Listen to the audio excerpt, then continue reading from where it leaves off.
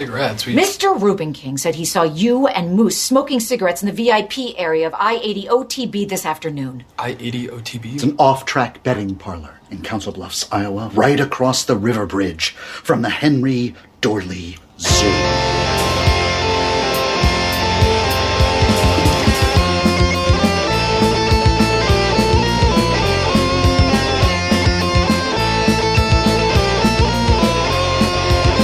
Yeah, okay. Oh, yeah, I was going to do this. Just kind of an exciting way to start the episode. Welcome to Rock Hard Caucus. You are now listening to Rock Hard Caucus. You guys saved that one for an audio drop. Yeah. I don't know. I didn't sleep super well, so I felt like I might be a little low energy, so I had to give it a little boost to get us kickstarted. Yeah, I don't know. I'm afraid to turn the gain up on my mic because I'll not be able to get it back to where it needs to be. Mm-hmm. So I'm not going to participate, but that was good. I liked it. Yeah. Well, I could do it in post if you want to say something that I can like distort later. If you have anything in mind. I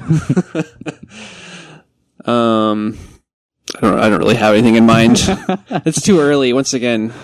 Okay. Well, maybe, once we get rolling, maybe something will come to you and, Okay. Or I could make the decision for you in post at some point and just like, oh, that was nice. I liked when he said that. I'll just ramp that way up. Make it sound like shit for a second. Yeah. That works. Okay. If you never listened to Rock Hard Caucus before, welcome. This is a show about Iowa politics for the most part. We're kind of just two guys, but, there's a bit of a gap in Iowa media that we're attempting to fill. There's a little bit less of the like dissident left perspective in Iowa news and media. So we're trying to help out with that a little bit. And to be clear, there are no other podcasts in the state of Iowa. So true. We're filling actually a huge gap. Thank you for listening to Iowa's only podcast. And so last week we were discussing an article in the Cedar Rapids Gazette where they were talking to various political candidates at the Iowa State Fair because Evan and I decided that it wasn't worth our time to attend the State Fair this year because the Des Moines Register soapbox was not happening. So we would essentially just be hunting for relevance in the State Fair. Yeah, and the state fair, it's kind of the same thing every year. I mean, it's not, I don't know. I don't hate it, but it's also like really hot and really crowded, and it's the same thing every year, so. Yeah, there's fun to be had, but it's honestly a bit of effort to even go, so it's, I don't know. Yeah. Sometimes doesn't feel worth it. Yeah, and they're trying to cut us political junkies out with getting rid of the soapbox. Right, and not giving us media credentials ever. The 3 times I've tried to get them. Yeah. Well, thank you to Aaron Murphy with the Cedar Rapids Gazette for continuing to update the article about candidates attending the state fair. We got several more. People I've never even heard of are in the article now. Who did we talk about last time? God, there's a lot in here now. But we talked about Taylor Wattach. Still haven't learned if I'm saying his name right. Zach Walls, Nathan Sage. Did we get the Ruben Gallego yes, in there? We did. We did. I think that's all we got last time. So let's see who else they have encountered at the state fair. All right, we got Jennifer Conforst. You know her?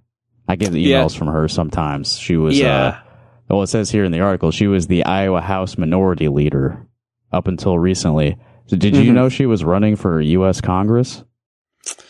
I didn't actually. Yeah, she's running in your district. Oh, so she's running for the same seat as Sarah Trone Garriott? Yes, she's in the primary to a little odd to face Zach Nunn. I think I knew this at some point, but had totally forgotten. So she's running a great campaign. Yeah. Let's see what she had to say. I'm out there in the rural parts of the district a lot. I think it's really important, Conforst said Saturday during an interview at the Iowa Democratic Party's booth at the fair. We can't just spend time in the 2 metro-dominated counties, Dallas and Polk. That was in parentheses, so I think the journalists added metro-dominated counties. We have to get out there. We have to start to raise Democratic margins in those communities. And what I'm finding is that people are actually responding because they feel like they haven't been heard. I feel like I've heard this. Yeah.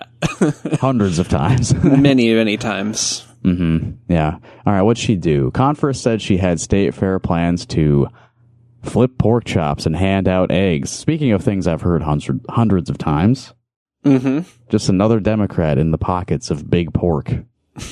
Yeah, all right. Not much to go off of there. Let's see who's up next. Ooh, Eddie Andrews. This could be a good one. He is running in the Republican primary for governor next year. Do you know much about Eddie Andrews? Yeah, he's kind of a loony right guy. Like, I think he's going real hard on like trans stuff and the red meat for the MAGA crowd. Yeah. So far, other Republicans in this same primary are Randy Feenstra, Mike Busolo, and Brad Sherman. Actually, to be fair, I think it was a straw poll taken at the state fair that Eddie Andrews was leading. Not that that's necessarily a metric of actual results later on, but... That doesn't surprise me, actually. Yeah, why is that? Well, because he's kind of a lunatic, and also he kind of... Is that unique among that crowd of four there? No, it's not. But I mean, I don't know. It kind of reminds me of like the Iowa caucuses, going for like Rick Santorum and Mike Huckabee. Like, I think he's kind of getting the same kind of appeal as those candidates. Yeah, I think that they're all kind of competing for that same. That's true. Same thing. But yeah, it seems like he's maybe doing the best at it. All right, let's see what the Gazette said. Andrews, a state lawmaker from Johnston, said he came into the campaign knowing he would face some logistical challenge against some of his fellow Republican candidates. He said he believes his campaign is getting voters' attention ahead of schedule. And I'm quoting from Eddie now. Other people have been in this race months longer, and others have large name recognition and lots of money. Again, the names are Randy Feenstra, Mike Busolo, and Brad Sherman. And then we're reading from Eddie Andrews. So, name recognition. This is just for the listeners here. Do you recognize these names? Randy Feenstra, Mike Busolo, Brad Sherman, Eddie Andrews. If you've been listening to our podcast, I imagine you recognize them at least a little bit. They might ring a bell at the very least. Oh, hang on. I have something for this. Right? Did it ring a bell for you? Other people, yeah, okay. And if you're talking about a traditional race, you would think, well, Eddie Andrews has no shot. But just like each of these three previous races that all the experts thought, oh, Eddie's not going to win this. Oh, I'm sorry, Eddie can't win that one.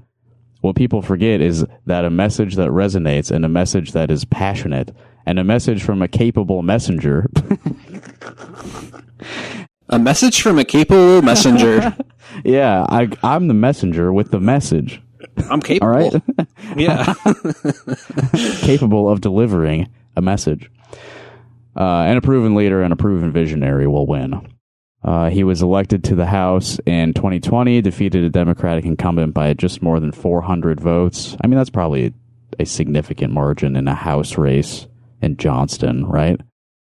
He has stressed support for property owners' rights against the use of eminent domain for private projects, improving Iowa's education system and choices.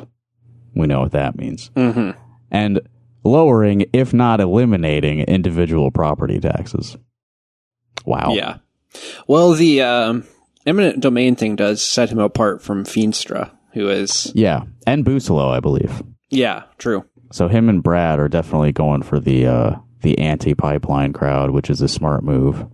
Would probably be smart for Democrats to also take that path, but hey, we'll see. Speaking of Brad Sherman is the next up here. Also running for governor, of course. Sherman said property rights, specifically property taxes and eminent domain, are two key issues on Iowans' minds right now. Okay, so same shit. We shouldn't have to work all of our lives to pay off our mortgage, and then we have to rent our house from the government. That's not right, Sherman said. We're working on a plan to do something about that. Is that what is happening? We renting our houses from the government?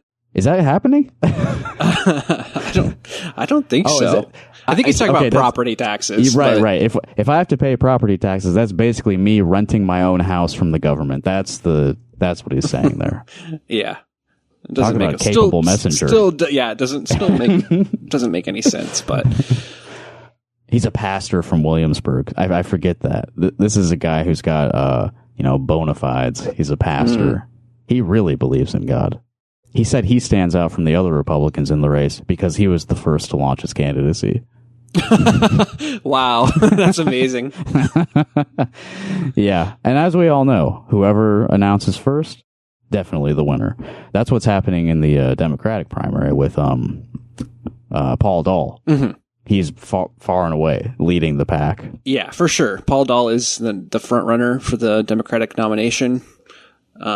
Julie Stouch is doesn't have a chance against fucking Paul Dahl. Yeah. I think Eddie Andrews is also a pastor or some kind of very religious guy. Oh yeah, he has a master's in biblical languages at Shiloh University. Whoa. He knows Aramaic. Okay, don't fuck with him. Damn, that's cool. So he can watch The Passion of the Christ without subtitles. Yeah, that's pretty awesome.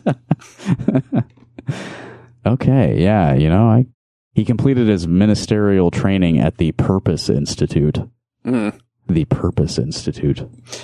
Yeah. It sounds ominous. Yeah, and we must say, I think that at the Iowa State Fair and in public, a lot of Republicans will really like to support a black Republican when it comes to actually voting for them. Maybe not so much. Eddie Andrews is black for those who weren't looking at the photos along with us. Yeah. Well, I'm just reminded of when we saw Vivek do the Lose Yourself rap at the State Fair last year or 2 years ago. Yes. And how many Vivek heads were out in the crowd, and then how quickly they evaporated when it came time to cast their vote for him. Yeah.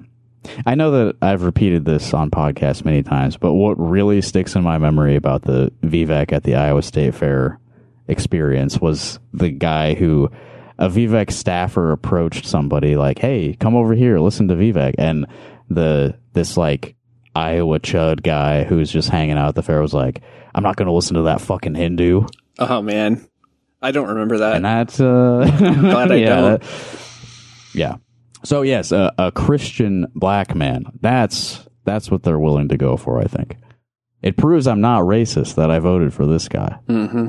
I think a lot of them are looking for that. Well, maybe fewer and fewer as time goes on, but well, like I said, but some of them still do value appearing not racist. Yeah, I was gonna say in public, in superficial ways. Yeah. What was Brad Sherman saying? We had a conviction that we prayed about, and we felt like it was a calling, if you want to call it that, if you'd like to call it a calling. And so I think that does set me apart from the others. I didn't check with any political bosses before I decided to run, and I'm pretty sure I'm the only one who can say that. And so that makes me clearly the most non-establishment candidate. Yeah. Oh, right. And he was the first state lawmaker to endorse Donald Trump in his 2024 run. All right, now we're getting to the real shit. They talked to Rob Sand, and I've got a clip to play for you after we see what the Gazette had to say about this. Oh my God, Paul Dahl erasure. So fucked up. Rob Sand running for Iowa governor as a Democrat. Other Democrats running, Julie Stouch. I've barely heard. Aren't you forgetting someone? Rob Sand, I've barely heard about this guy. He's coming out of nowhere, really. And Paul Dahl has got a whole, the Iowa Democratic Party is pretty well aligned behind Paul Dahl. They supported him absolutely. When he was got kicked out of that local pool. Yeah, they've really had his back. So I think it's probably not a great idea to run against someone who has that much, institutional support. Oh my God, the establishment is fully behind Paul Dahl, and typically I wouldn't be in favor of that. We're typically a little bit more anti-establishment. Mm-hmm. Here on this podcast, but there's no question. Paul Dahl's the guy. He's the man of the people. Do you want Eddie Andrews or Brad Sherman to be running the state next year? Yeah. Then vote for Paul Dahl. For real. He's the only Democrat with a chance. He's the only one who can win. All right. Who's this fucking Rob Sand guy? Let's see. In between grilling a round of pork chops outside the Iowa Pork Producers State Fair tent and serving lunch at the Iowa Cattlemen's Beef Quarters. That's such a good name. Beef Quarters. Hey, you say beef quarters, and I'm going to distort that. beef quarters. Excellent. Sand told reporters that Iowans are fed up with the current political system. And before I continue with this, let me control F pork in this article. 25 times the word pork appears in this article on the Gazette. That's more than folks in the last fucking episode. More pork than folks. Yeah, folks, I think it was 7 times that Taylor Wattach said folks.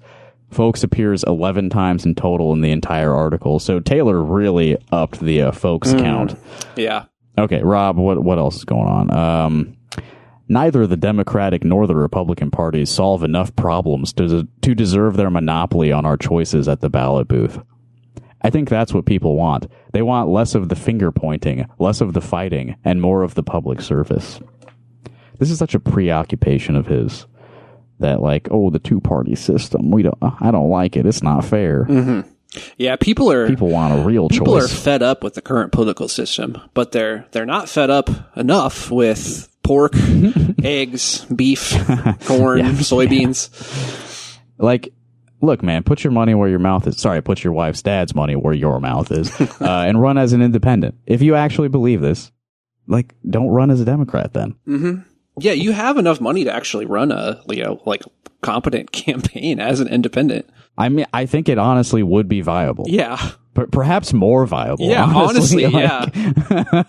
Yeah, because I like to search Rob Sand every once in a while on, social media. And some guy today was complaining. He was like, Rob Sand claims to be a moderate, but he's raising money from Act Blue, which raises some concerns. Like, yeah. So those are the guys that Rob Sand is trying to appeal to and not really doing it. Yeah, right.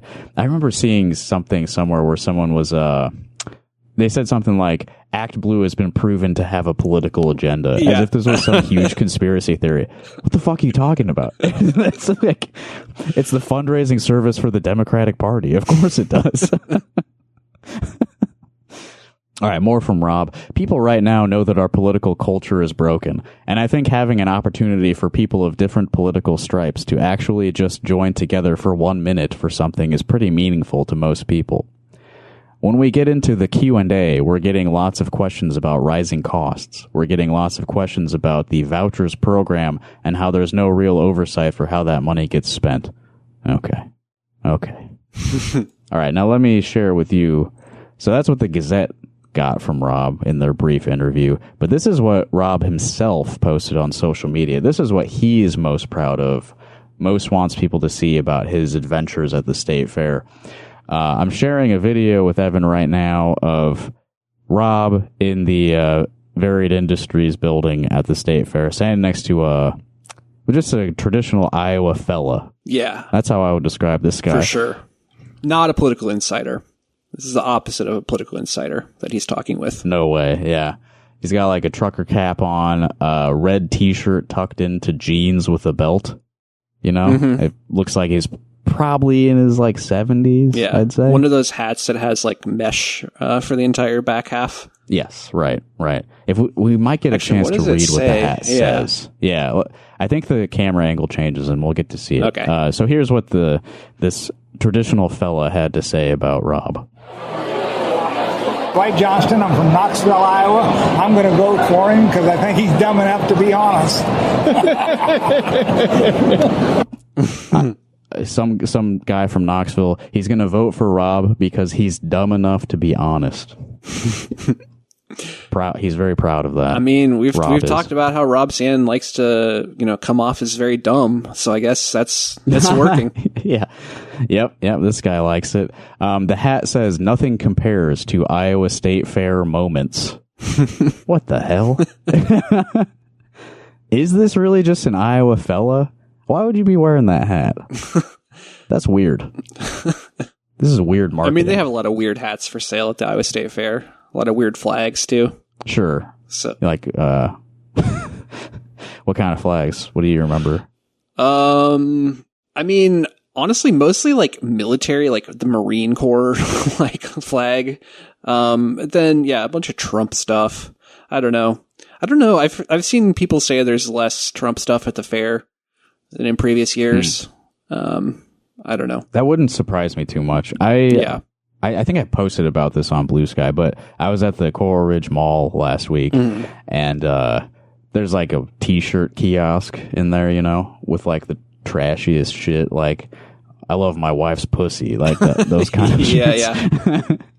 And you know, like a year ago, it was like several Trump designs, like really weird shit. I remember seeing one that was like Daddy's Home or something after he got reelected. And when we were there a few days ago, 0 Trump designs out at the mall t-shirt kiosk. So I think he's fallen a little bit in the culture. You know, you can guess why, I guess. A lot of bad shit's going on that I think normal people don't love. Yeah. And abnormal people really love. But, you know, mall t-shirt kiosk is going for kind of lowest common denominator, and I think that he's kind of out of the zeitgeist for some of those people. Maybe now. that's a leading indicator. Okay. There's a little bit more to this clip that I found a little bit more revealing than this guy saying he's dumb enough to be honest. And you said always Republicans. Oh, yeah, always. First Democrat. Hey, Thank you. All right, that's what Rob really wanted to get out there, I think. And which is why he like made sure, like, hey, remember the thing I told you to say when the camera came on? Like, don't forget to say that part. That was the part I really wanted. Was you said always Republicans, first Democrat.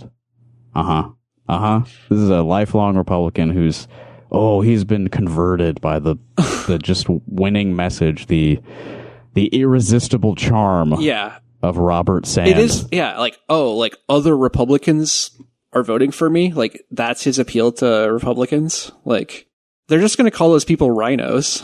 Like, or worse.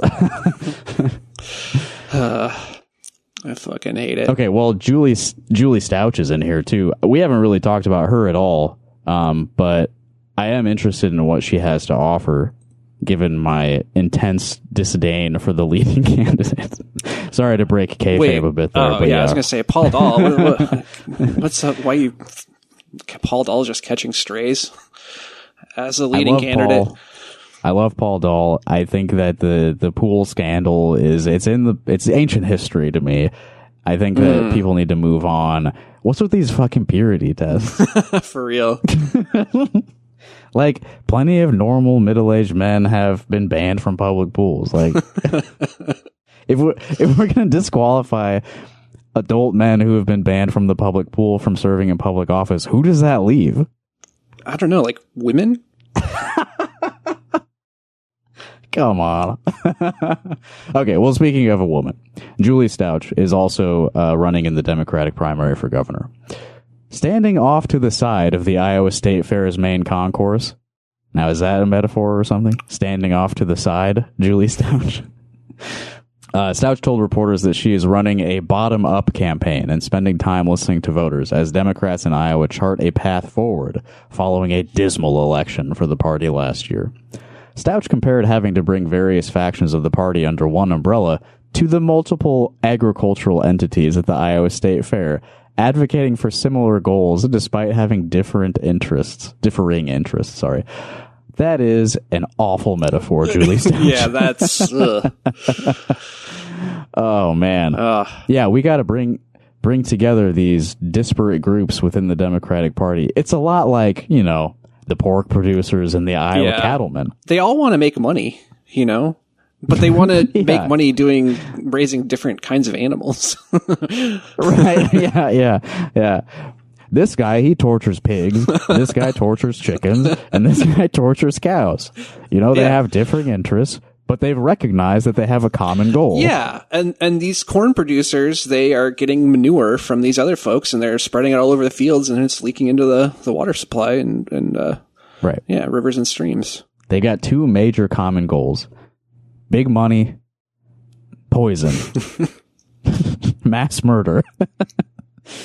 All right. Oh my God. We have a quote where she digs into this a bit more. The pork producers have different priorities from the cattle producers, who have different priorities from the poultry. I swear to God, I didn't read that before. I said what I said a moment ago.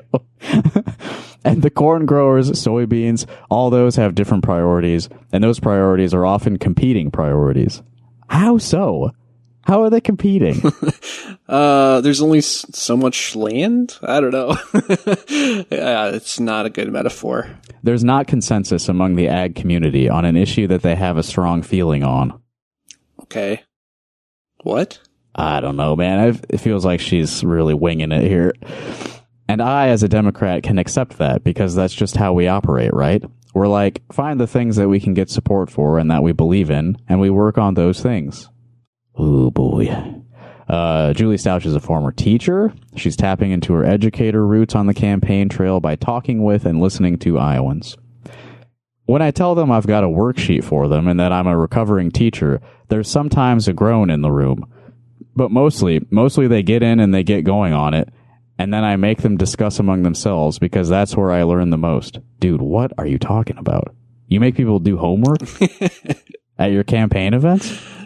Yeah. I like the self-deprecation, though. Recovering teacher. Oh, yeah. Yeah. Blaze right I don't know. That. Yeah, I don't know if that's... I mean, people like teachers. I mean, it's kind of... Was she addicted to it? Kind of a big thing with the IPER stuff that's been going around. Yeah, totally. Yeah. And I'll give some credit to Rob Sand. He did send me an email about the threats to IPERs. So, yeah. He does weigh in on important issues from time to time. This is really... odd. When they're talking to their neighbors and their friends, they get real about things and they share the realness, and I then get to hear what I really need to hear. So she puts on, I guess, like sort of town hall Q&A events and breaks out into small groups. Yeah, she does focus groups, I mean, I don't know. Interesting approach.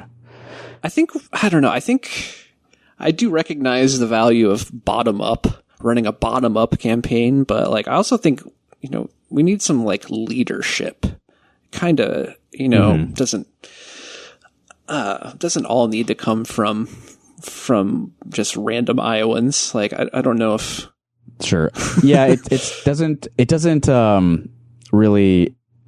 look super confident to go into it and be like, I don't know. You tell me. Yeah, for real.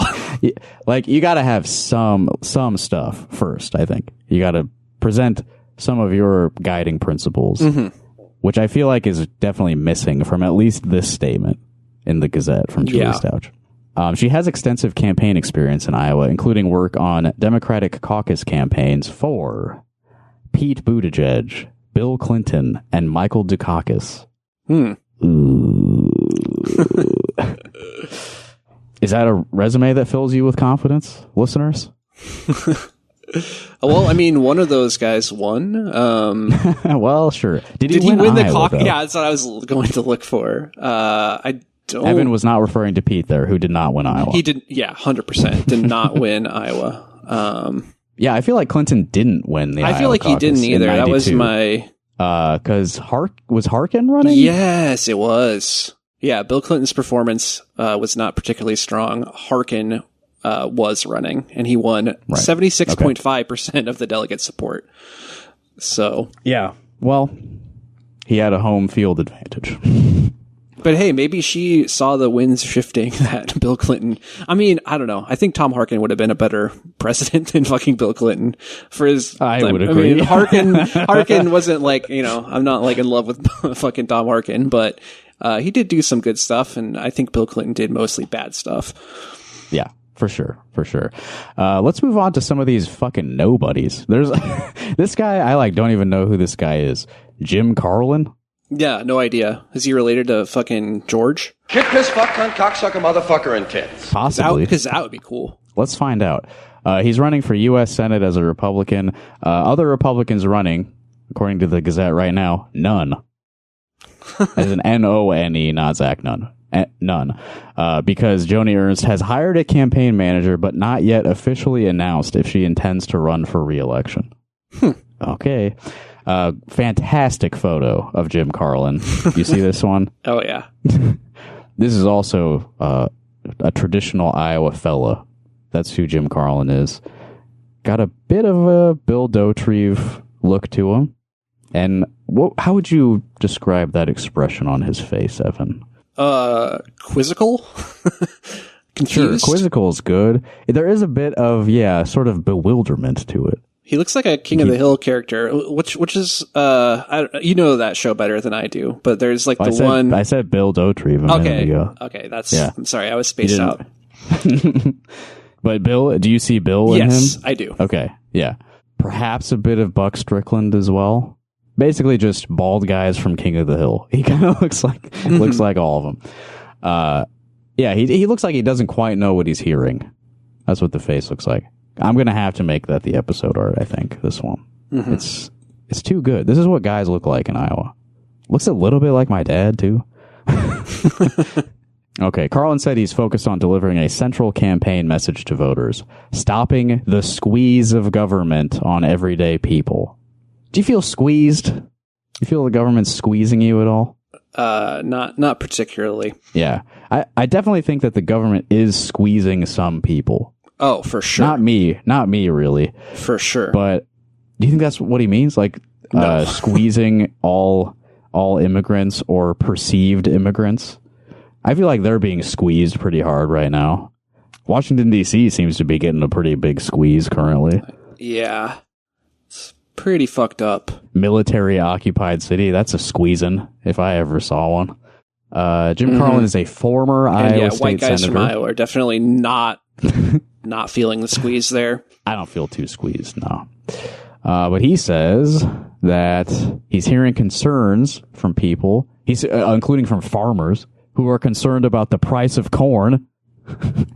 And college students worried about student debt. Okay, that I feel is a legitimate concern. He'd like to see more economic relief for seniors who are having to come out of retirement to pay the bills. Okay, that's a bit of a squeeze, I'm sure. There's a lot of pressure, a lot of stress being put on people. The work that I did reflects the concern for seniors, for children, for veterans, for everyday people. That's how I would define myself as a U.S. Senator. Carlin is an attorney from Sergeant Bluff and founder of the Iowa Liberty Network. Oh, I like liberty. That's probably good, right? A Christian grassroots organization focused on electing authentic constitutional conservatives to the Iowa legislature and other public offices, according to his website. Have we looked into that before? Iowa Liberty Network? I have never heard of the Iowa Liberty Network. They must not have a very good track record. I'm not sure about this. Maybe when we were looking into state legislature bills, they might have lobbied on some of them, but I don't recall the Iowa Liberty Network. Anyway, Jim Carlin's running unopposed currently in the Republican primary for U.S. Senate, so say hello to your next senator, Jim Carlin. All right.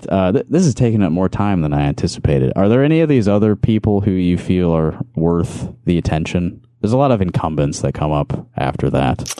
Well, I'm just scrolling through here. Yeah, Zach Nunn is wearing the same Iowa State Fair shirt that Rob Sand was wearing. In that Hinterland video, yeah. Yeah, and no, it wasn't at the State Fair. It was at some other event recently. We also have Josh Turek, as I like to call him. He's interesting. Yeah. Josh Turek. I watched some interviews with him because I was kind of curious about the Paralympic basketball stuff. Yeah, and he is another entry into the Senate primary for the Democrats. The fourth person. Yeah. We got Farmers Fucked Over. We got Zach Balls. We got Farmers Fucked Over. JD Scholten and Jackie Norris, and now Josh Turek. Oh, that's 5. Yeah. That's 5 total. I think Jackie was in before he was. Yeah. Yeah. Well, I've seen other articles that apparently have erased Jackie Norris completely, and referring to him as the 4th candidate. Anyway. Interesting that the woman is being dismissed. Yeah. I don't really know anything about Josh Turek's politics, but he does have a more compelling story and does seem to be, I can see him maybe connecting a little bit more than Zach Walls or, Nathan Sage. Yeah, perhaps. Speaking of King of the Hill, the guy in the picture there looks like, Stephen Root, the voice of Bill Dauterive, the guy on the left. Yeah. I guess I just see these guys' faces everywhere because that's my primary, that's the lens that I see the world through is King of the Hill. Mm-hmm. He was born with spina bifida, and it's not in this article, but you told me that that's a result of his dad being exposed to Agent Orange. Yeah. It is, which you would, I don't know, I think that would be a cool angle to use. Like, I mean, I was poisoned by the American government. I've been directly affected by the evil actions of our empire. Yeah. Yeah. And then maybe you could like tie that into how, people here being poisoned by the American government. Yeah, for sure. But I don't think he's going to do that, actually. Might not be a message that he's going to, fully commit to. I don't know. Yeah. That kind of goes against, like, I proudly represented my country in the Paralympic Games. Yeah. Yeah. And he's, of course, flipping pork patties in the photo as well. Yeah, he is. Maybe not as different from the rest of the field as we would like. Yeah. All right. They got Zach Nunn, Marionette Miller Meeks, Ashley Hinson, who is also flipping pork chops. My apologies. There is a difference. Randy Feenstra, also photographed wearing an Iowa pork producer's apron with a little spatula. And Ashley Wolf Tornabane, I had not, I don't think I've heard of her. Democrat from Storm Lake, running for Congress in the 4th District. I guess Stephanie Steiner is also running in that primary. So that's a tough one for Democrats. They got 2 candidates already. Maybe we'll come back to her in the future. Maybe she'll become more relevant. Paul Pate, incumbent Secretary of State. Ryan Peterman is, I guess, running as a Democrat for Iowa Secretary of State. First I'm hearing of this. Yeah, no idea. I do want to bring up one last thing about Rob Sand, though. This morning, I check Rob. I told you I check Rob Sand on social media, and I saw a post on Twitter from Rob Sand. Someone said, "I met Rob Sand at the state fair, and he's much taller than 6'1". And Rob Sand quote tweeted it and said, "I'm 6'3", but I don't have to mention it in ads." And apparently he has deleted that since then, which is, I mean, that I don't see 6'3" thing is like a dig at Randy Feenstra. Yeah. Who is also a tall man. I don't know how tall Randy Feenstra is. Oh, it is? Dated August 14th. Oh, okay. 6'3", but I don't feel the need to put it in ads. Okay. All right. Shots fired obliquely, mysteriously at Randy Feenstra without saying his name. Oh, yeah. I didn't comment on his shirt. What does Rob Sand's shirt mean? It says it's like a fake campaign, I imagine. Purdy Kittle. Over the middle for America. Who is that? Do you actually not know? I don't think so. Oh, it's football. It's football. Yes. No, he is trying to appeal to both Iowa State and Iowa fans, much in the way that he likes to appeal to Republicans and Democrats. George Kittle, former Iowa tight end who plays for the 49ers, and Brock Purdy, who was also plays for the 49ers, and he was the last pick in the draft and played for Iowa State, and then has had a pretty good career for being the last pick in the draft. Anyway. Cool. Okay. That's been it's pandering. Football Corner here it's on the Rock Hard Caucus. Most pandering shirt you could possibly wear to the Iowa State Fair. And I think that, I don't know, it's definitely, I don't know what, it's like a 90s political campaign shirt. Like it's based on. It looks like Clinton Gore, I think. Yeah, I think that's so. The design. Okay, these other candidates, not that interesting. Let's stop talking about the state fair and all the dipshits who flipped pork chops at the state fair. I would love to, real quick, return to this. We were talking about all the drama that's been going on in the Madison County government a few weeks ago. The chair of the Board of Supervisors in Madison County, Heather Stansel, is like a fully committed, zealous partisan for the Republican Party, is sort of what I've been gathering from all the reports on this and the citizen outrage at some of her, borderline corrupt behavior. If I'm being nice, it's borderline. Mm-hmm. I mean, the corruption being that she's like hiring her friends to do shit in the county government. And there was a controversy over like the county auditor, county attorney, lots of shit. And a couple weeks ago, KCCI had a really good piece on this after another contentious Board of Supervisors meeting. KCCI headline was, "Tensions erupt as Madison County votes to seek outside legal counsel skirting county attorney." And I considered watching the whole meeting and finding good clips from it, but KCCI honestly did a fantastic job getting the best sound bites from this. So I'm just going to let their work speak for us here. We are in this mess right now directly because of advice that he gave us. Oh, no. Don't throw that on me, Heather. That was 100% you. I was on the phone with her.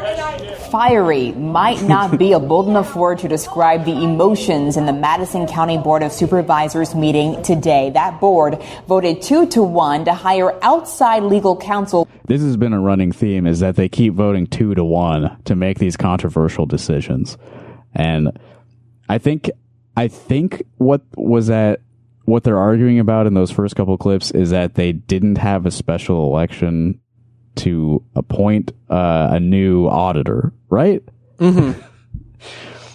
After months of tension. They didn't give, like, when they made the notice of, like, vacancy or whatever, they didn't, like, put in there that the citizens are entitled to request a special election with a petition. Right.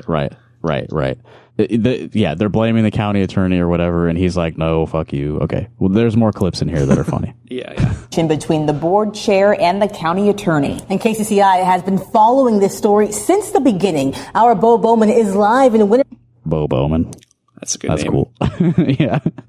I like Bo Bowman. And Bo, this all stems from the mess they've been trying to clean up in 2 public offices.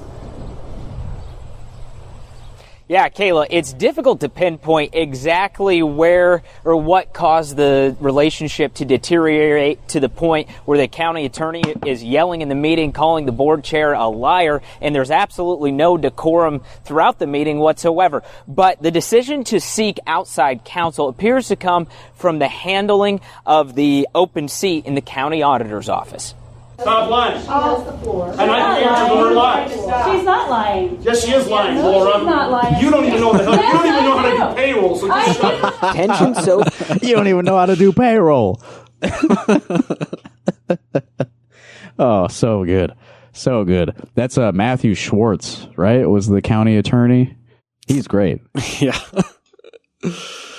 Thick. No, you're Yes, wrong. she did, Jess. Don't lie. You only singled me out. You'd need a chainsaw to cut through it. You fought and fought and fought to get him elected. Yes. And then when he doesn't say what you No, want, it's not a matter of what we say. The Madison County Board of Supervisors voted 2-1 to negotiate with Des Moines law firm Beelan McCormick to provide the board with outside legal. What was the name of that? Beelan McCormick? Yeah. Oh, it's also Stephen Swanson is the name of the county attorney. Oh, Matthew Schwartz was the auditor who got appointed, I believe, right? Yeah, that's right. Stephen Swanson? Yeah. Okay. He's the cool guy yelling at them. Council. Board Chair Heather Stansel said in the meeting McCormick charged around $300 an hour, but that the fee could be negotiated. Stansel and County Attorney Stephen Swanson bickered back and forth about the handling of the vacancy of County Auditor, which the board had appointed Matthew Schwartz to fill before a special election was petitioned. We are in this mess right now directly because of advice that he gave us. Oh, no. Don't throw that on me, Heather. That was 100% you. I never said that you vacate the office. That was you. You emailed that. You see the guy off to the left with a big grin on his face? Yeah. That's me. Yeah. The paper, not me. I have proof if you want to release the emails, we can do that. You and Matt agree to release those, waive attorney-client privilege, and I'll release those today. Stansel has filed a lawsuit naming several county employees, including the Madison County Sheriff and Swanson. She declined an interview after the meeting, citing advice she received from her personal attorney. Supervisor Jessica Hobbs, who voted with Stansel for outside counsel, did speak with KCCI. The money for that outside counsel, where is that going to come from? We'll make it work. We'll make it work. There's no particular program or entity targeted. The lone dissent. What? We'll make it work. The question was, you're hiring outside legal counsel. You already have a county attorney. How is the county paying for this? Mm-hmm. She's like, we'll figure it out. We're not going to take money out of any specific thing, but, we'll figure it out. Yeah. And in previous flare-ups, it's been partially because Heather Stansel was threatening to cut budgets of other county services or whatever in order to pay for the special election that the citizens were demanding. So, it's a relevant question that needs to be asked. Where are you going to get the money for this? I think they said $300 per hour. Is that what they said earlier in the report? Yeah, that's going to add up. Pretty hefty. Yeah. Acting Supervisor Diane Fitch says seeking outside counsel is a waste of taxpayer money. There we go. A power play. Outside counsel appears like maybe it's if you don't agree with what he tells you, then you can find somebody else that might. I did reach out to Swanson after the meeting asking for an interview. He declined. Oh. In Madison County, Bo Bowman, KCCI 8 News, Iowa's news leader. That's really disappointing. It's because he's a lawman himself, so he knows when not to speak to the media. But come on, you could nail an interview. You'd be awesome, Stephen Swanson. Come on our show. Open invite. Yeah, honestly, I might email him. Bo, thank you. A lot has led up to the frustrations in Madison County. Back in May, former county auditor Terry Kaczynski resigned after a failed fight to hire her campaign manager for a position in the auditor's office. At the beginning of July, the Board of Supervisors appointed Matthew Swartz as the new auditor. But a petition for a special election gained enough signatures and was approved weeks later. Voters are now set to make their pick for auditor August 26th. And during that push for a special election, the Madison County Sheriff announced a complaint over alleged voter intimidation by Supervisor Heather Stansel had been passed on to the Attorney General after a social media post she made about the petition. Stansel has since sued the sheriff. Okay, great recap from KCCI. We've criticized them pretty harshly in the past. I really like this segment. This had everything you need to know. It had the drama, it had the facts, and it had the background. Really good stuff from KCCI. I applaud them. They didn't talk about how her phone and laptop were seized after a search warrant was granted. True. Yeah. That's always fun too. You know, that was a great part of the Davenport building collapse story. Once we found out that the guy who owned the building had his phone stolen by law enforcement. My God. Mm-hmm. Okay, let's do one more thing. I'll give you everyone a peek behind the curtain. This is what you're missing out on because we're running out of time. We don't get to hear any squeal reels today. And we're not going to dig into the university DEI expose undercover videos today either, which I do feel is important and probably is not going to stop being relevant. So maybe we'll get to that next I'm sure week. we'll talk about it at some point. Brenna Bird say to be patient as they investigate, this very tenuous, how they could possibly, I don't know. It's such a fucking mess. This fucking, don't pass stupid laws. All right. No. And be patient with us as well as we, delay our coverage of the university DEI situation controversy. Would you believe employees are saying in private what they believe is a private conversation? I'm not racist. Would you believe that?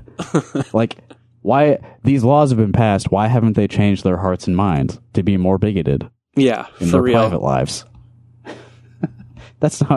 You're violating the spirit of the law. All right, so that's maybe a bit of a preview for when we eventually actually get into this for real. All right, we really wanted to talk about this.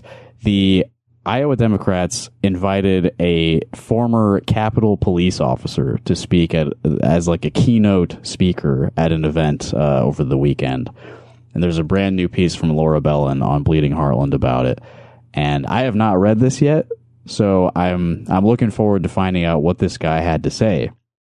Are you familiar with Harry Dunn? I am not at all until I read this article this morning. Neither was I. We'll read from Laura's piece here. A lot of you all know who I am because I experienced the worst day of my life on national TV. Former Capitol Police Officer Harry Dunn told around 350 Democrats in Clear Lake on August 14th. The keynote speaker typically rallies the crowd at the Iowa Democratic Wing Ding, an annual fundraiser for county party organizations across northern Iowa. Dunn held the room's attention for more than 30 minutes, drawing plenty of applause, as well as laughs with zingers about President Donald Trump, U.S. Senators Joni Ernst and Chuck Grassley, and Republicans in general. Man, I wish that some of those zingers were quoted here. Can you imagine any zingers about our demented pedophile president? What do you think he said? His hands are small. He always chickens out. Stuff like that. Yeah. He's orange. He's orange. I don't think he called him a pedophile. Maybe. But I kind of don't think that happened. Nah, he should have. All right, Dunn warned his audience early on, I'm not here to give some rah-rah speech. He delivered some of his most powerful lines in a subdued voice. By speaking candidly about his own struggles and doubts, Dunn offered a path forward, not only for Democrats who are ready to fight back, but for those still trying to pick themselves up off the floor. All right, come on, it's August of 2025. Pick yourself up off the floor already. If you're attending an event like the Democratic Wingding in Clear Lake, Iowa, I think you have the capacity to pick yourself up off the floor 8 months into this extremely bad administration. I looked up Harry Dunn on Wikipedia to see like what's known about him. I mean, I assume he was present for January 6th. That's what he keeps referring to as the worst day in his life, right? Mm-hmm. Okay. Yeah, and I guess he like testified about it before Congress. Okay, cool. He ran for Congress in the Democratic primary in Maryland in 2024, lost the primary. Something that I did find very funny in his Wikipedia, he lives in Wheaton, Maryland, and pledged to move somewhere within Maryland's 3rd congressional district if elected to Congress. So he was running for this seat and was like, hey, if you vote for me, I will actually move to the district where you're voting for me. What a promise. Oh, yeah. This is also interesting. He pledged not to accept campaign contributions from corporate PACs and criticized AIPAC for getting involved in the primary by running ads for Elfreth, who is the person who did eventually win the primary. But then he also said he also expressed support for Israel and its right to defend itself amid the Gaza war. So nice. Yeah. He is like, hey, AIPAC, why are you giving her money? Yeah, exactly. Give me money instead. Yeah. I love Israel just as much, or maybe probably more than her. I deserve that AIPAC money. Here's what I thought was maybe even more interesting. In November of 2011, Montgomery County police officers were called to Dunn's home to respond to a violent domestic assault involving Dunn and his then-wife, stemming from an argument about his 16-year-old stepson not doing the dishes. Whoa, a domestic assault incident at a cop's house. Wow, who would have imagined that this happened? According to the internal memo obtained by Punchbowl News, Dunn's wife allegedly waved a kitchen knife in Dunn's direction, prompting him to retrieve his service weapon and rifle, which were stored in a department-issued lockbox with a broken locking mechanism, a violation of U.S. Capitol Police policy that led to a 7-day suspension without pay.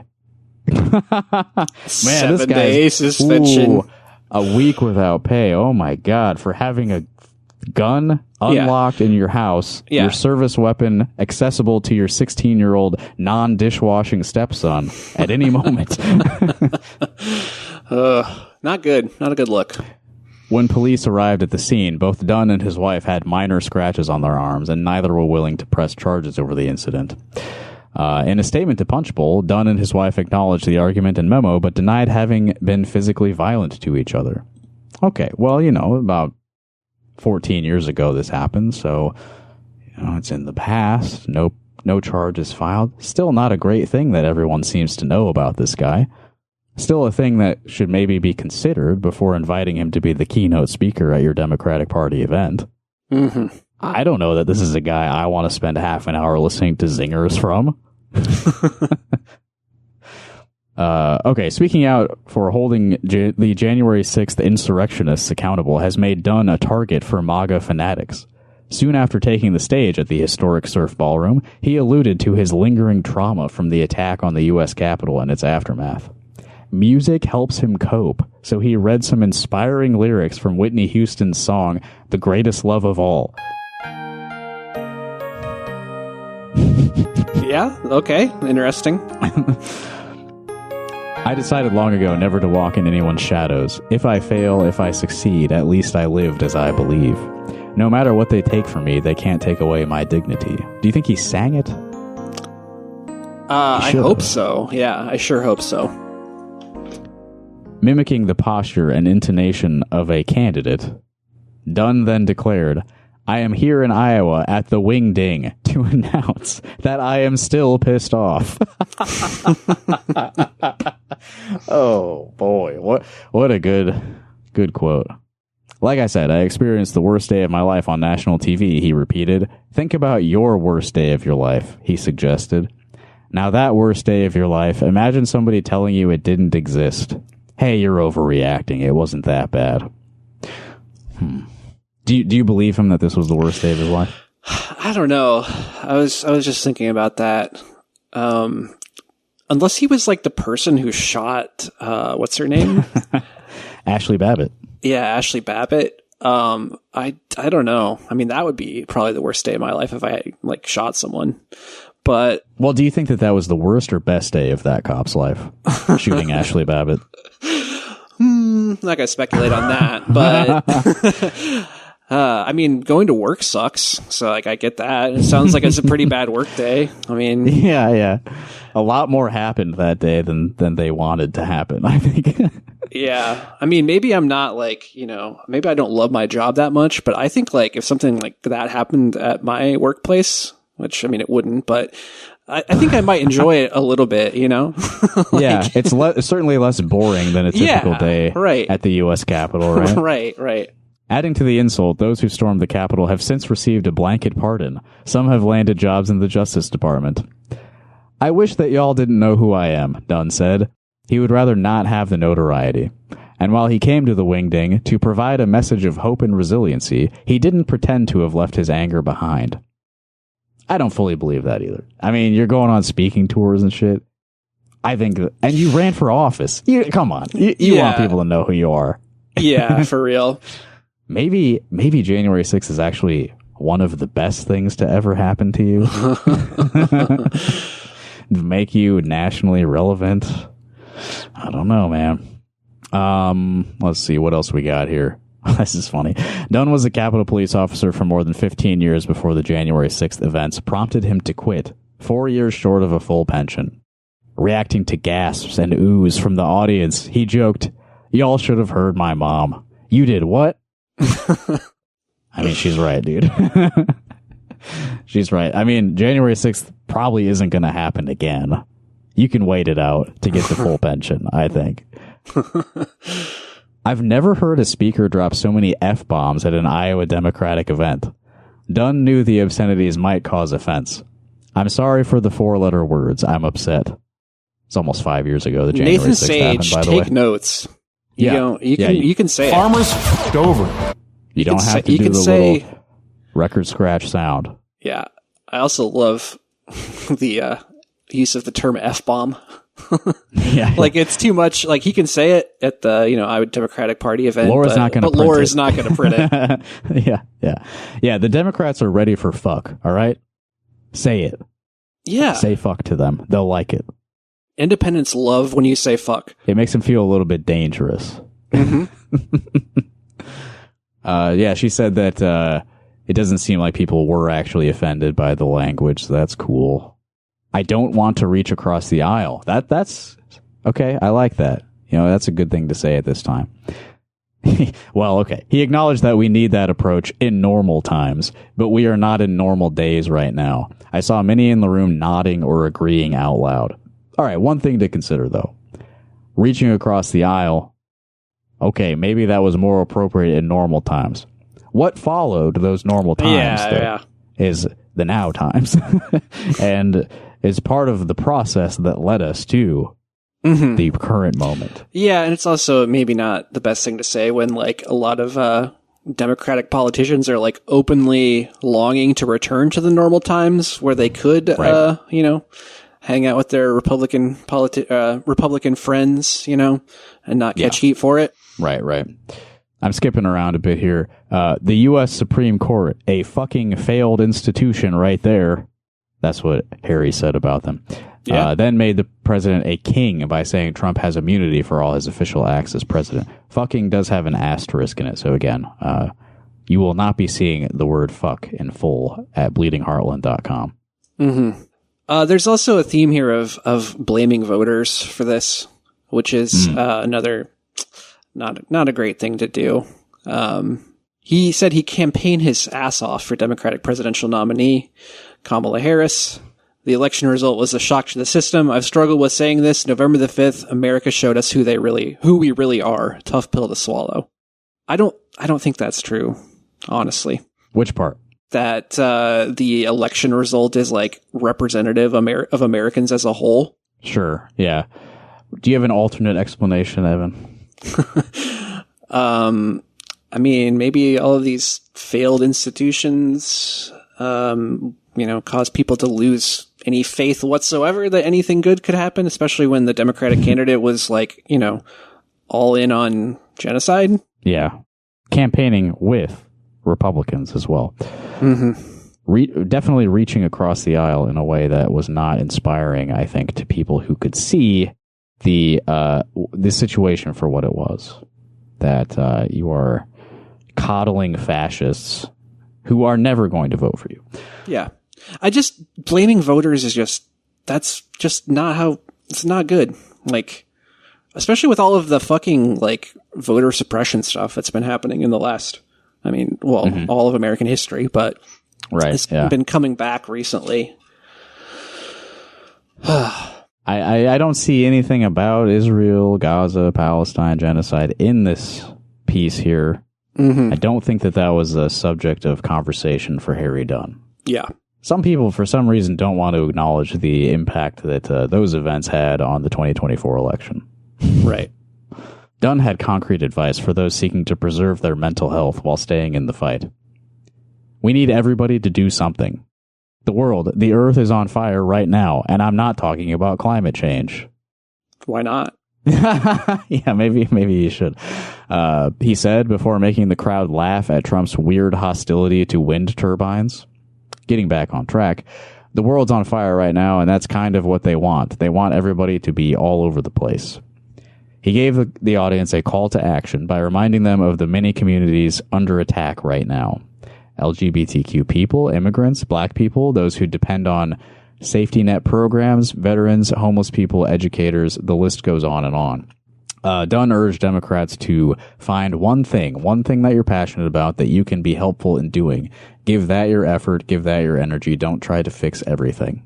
Okay, probably not bad advice to the type of crowd who's going to show up to an event like this. Yeah. It's easy to feel overwhelmed by the despair of the constant attacks all around you. So, recognize that you're not going to solve everything yourself. I think something that might be missing from that statement is like the necessity to organize with other people. Yeah. Take a little bit of the individualism out of it. Like you are one person. You got to think about what you are going to do. Mm-hmm. But I think there needs to be more emphasis on how you accomplish these things with other people in your community. True. Very true. Oh, we could learn a lot from Ukrainians. That's the last bit here. Oh, shit. In May, Dunn spent a week in Kyiv, the Ukrainian capital. He was part of a convoy delivering vehicles, drone components, laptops, and money. He even donated blood. Despite being a pretty tough guy, he found the air raid sirens terrifying. Yeah? Okay. I'm just struggling to kind of understand who this guy is. Like, wants to be a cop for his whole life, his career, and is like, he can't handle January 6th, and he's scared of sirens. What's the message you're trying to get to me, Harry? What kind of guy are you? Okay, the air raid sirens were terrifying. Meanwhile, Ukrainians were walking around going about their business.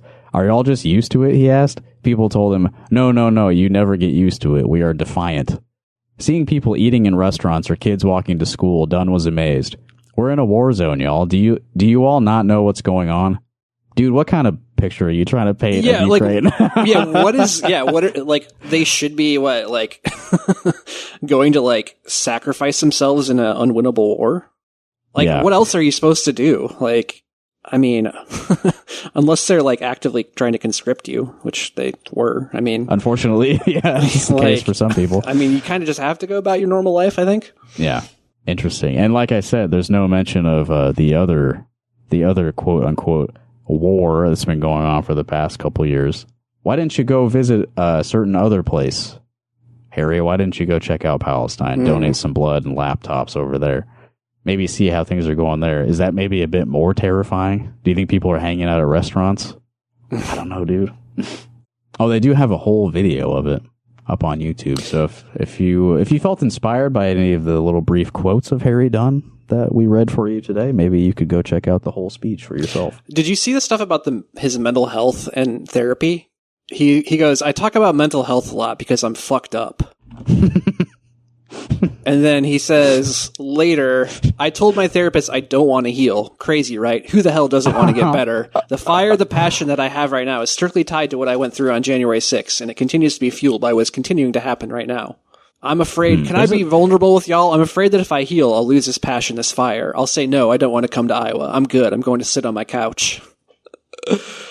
The interesting, like, contradictions this guy is presenting. Like, Yeah. I hate this. I hate doing this, but I also don't want to stop doing it. I feel I am miserable. I am miserable. I am injured, but not defeated.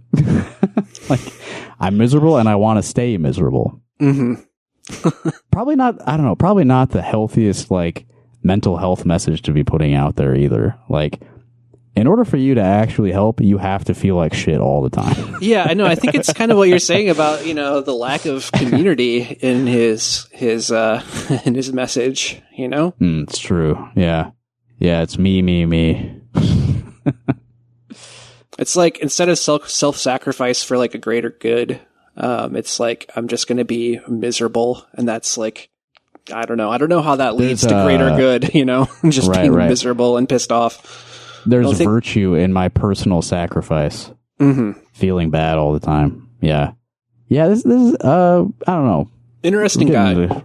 Getting into some deep stuff there. Like, it is annoying to, like, whine about your own mental health in the face of, like, global catastrophe, you know? But it's also, like, it does matter. For you to, like, participate in the solution, you have to be, like, at least a little bit okay. Yeah. You have to be functional. Yeah. Yeah, I just don't know that Harry Dunn is the guy who's going to be able to thread that needle. From what I read here, I don't think he found the right balance there. Yeah, I mean, I guess you do also have to consider that he's talking to, like, Iowa Democratic Party people, and not a general audience. Also probably completely miserable and feel worthless, you know? Yeah. I guess, yeah, you know, he's meeting the moment. Okay, well, Evan, we have filled more than an hour today. We probably need to wrap it up. So we don't get to talk about whether George Clooney should run for president in 2028. Oh, man. So another disappointing. piece on Bleeding Heartland that I considered including on today's show. Yeah. I'd rather Hunter Biden ran for president. Totally. Known George Clooney hater.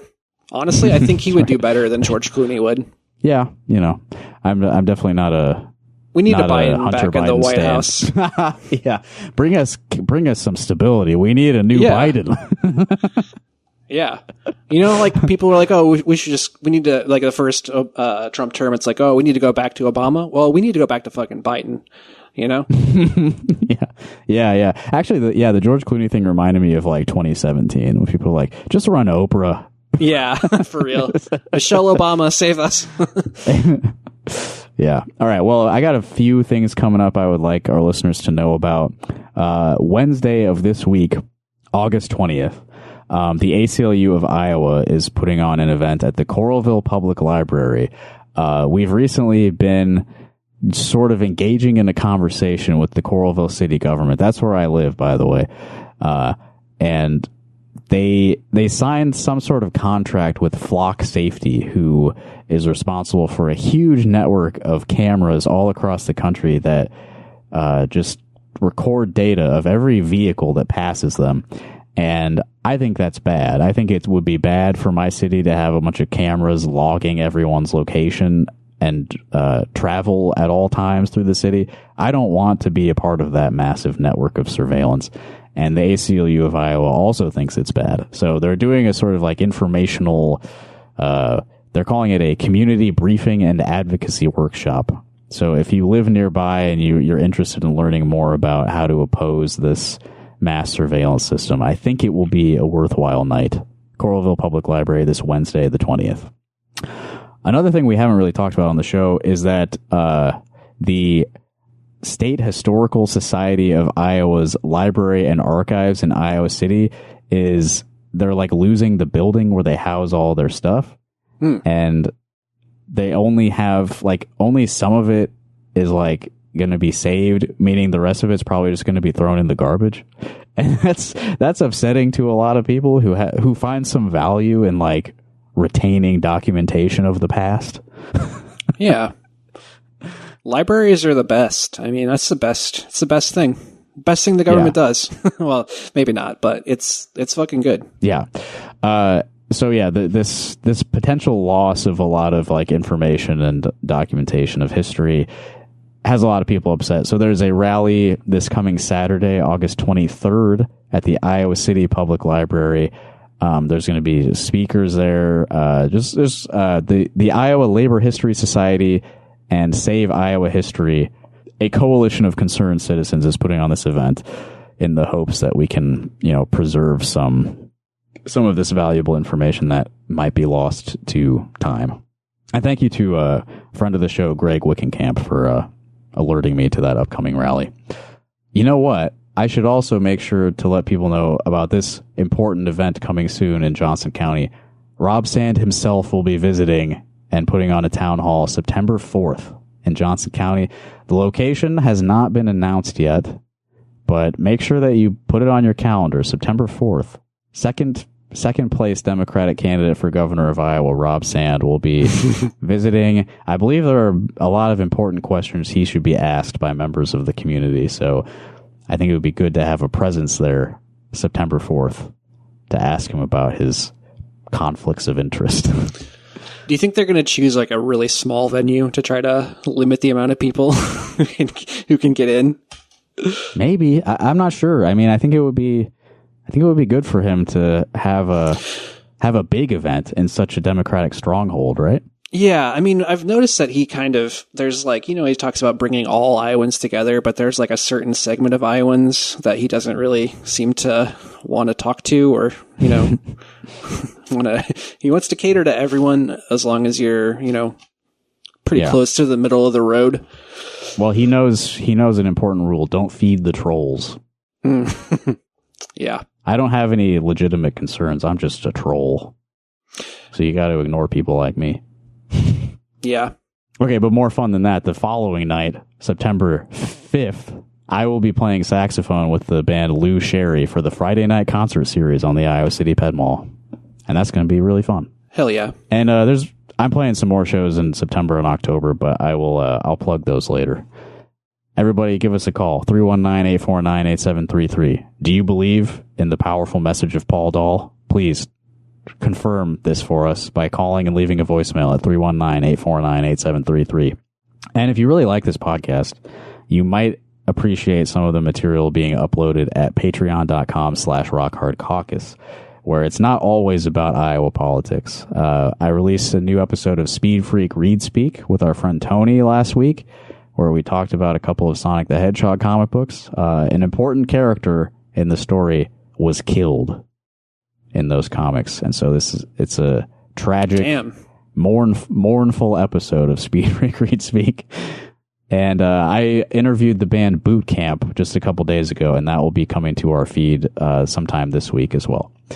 All right, well, speaking of Lou Sherry, that band that I'm going to play with on September 5th, here is their song Friendly Advisors to end the show tonight. You can find this at dentalrecordsic.bandcamp.com on their album More Now Than Then.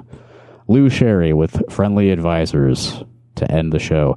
If you make music and you listen to the show and you live around here, please send us your music. We would love to feature it at the end of a podcast sometime in the near future.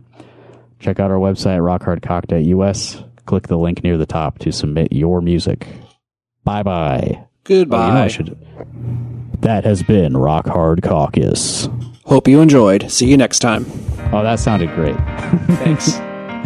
All right. Bye, everybody.